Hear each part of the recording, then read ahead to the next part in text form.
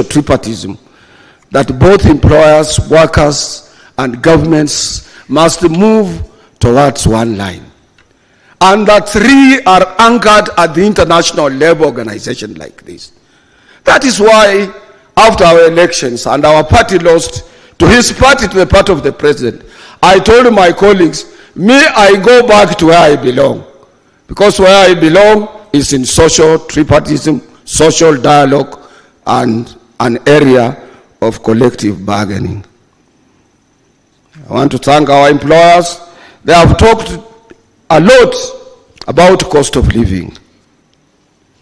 But I want also, it's unfortunate that when I asked my handlers whether Jacqueline would be coming, there was no that confirmation and so on. Jacqueline would have been able to tell us, because he has been talking about cost of living and so on, which is very good.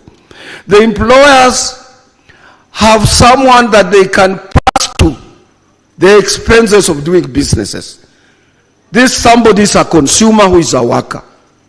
Workers, we have nobody that we can pass to. And that is why we need to come together with the employers as they talk about the cost of living at their own initiative.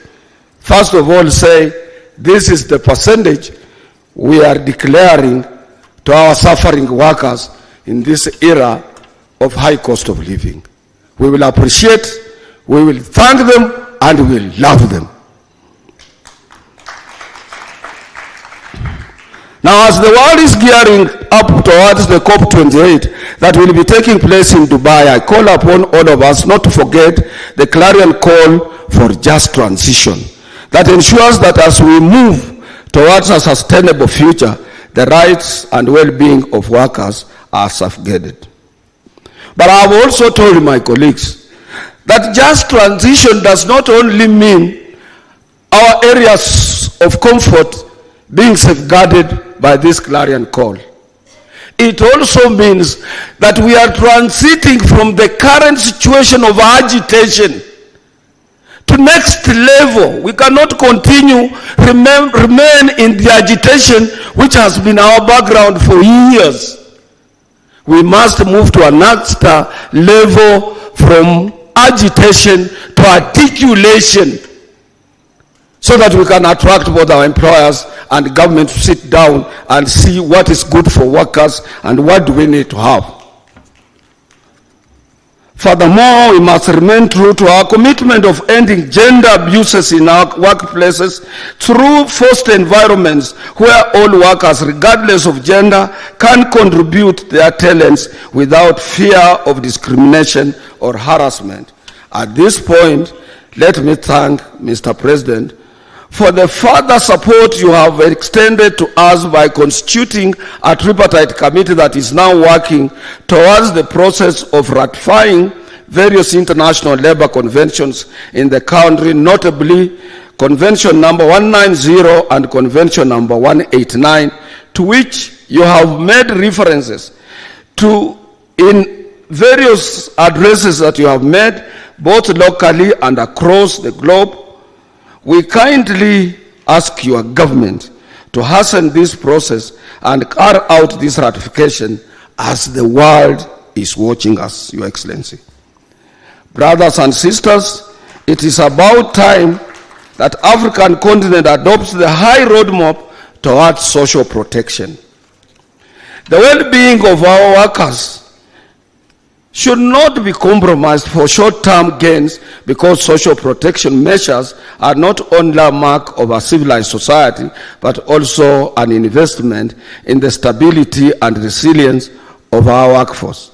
And on this note, I want to thank Your Excellency for having said that let us, we in Kenya here, change our contribution to a little bit higher contribution, so that when one is retiring, he has something to carry with him at home.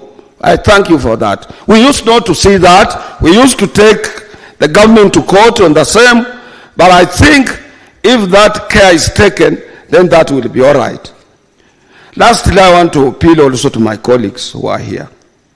What we need to do is like what others do.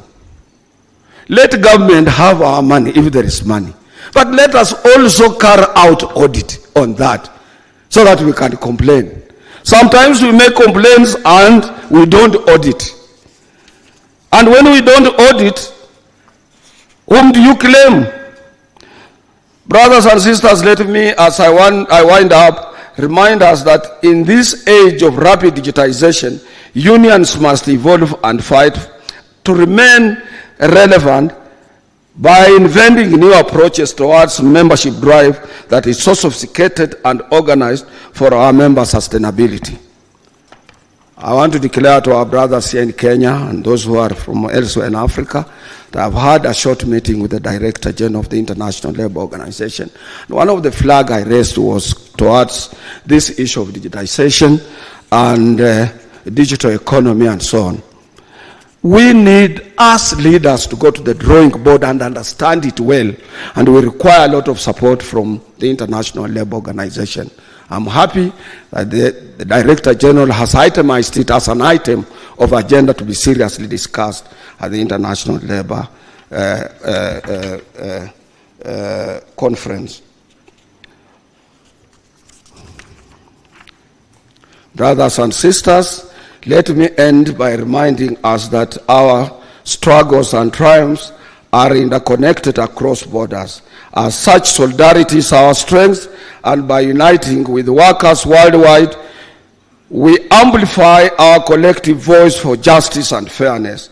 This Congress, therefore, is a pivotal moment for us to reflect on our shared aspirations and renew our total commitment to the cause of workers.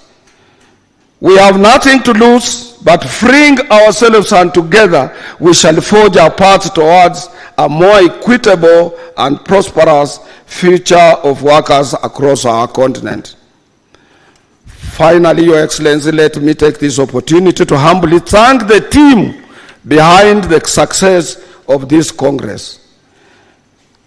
As issues related to security and what have you, Your Excellency, you delivered a very senior Chief of Staff from your office, Josephat Nanok, to be with us. The Minister of Labour gave us Sister Helena Pio, and Dr. William Kiprono from the Minister of Labour, Dr. Emo Mwanga from Kenya Revenue Authority, and our guests have not complained on any issue of paying taxes on whatever they were carrying. And also Sister Susan Wanjera from Kenya Airports Authority, Brother Kimanzi Mutuk from Directorate of Immigration, to make sure that nobody is harassed at the airport or something like that. And also the Nairobi Regional Commissioner's Office and the officer in charge of police.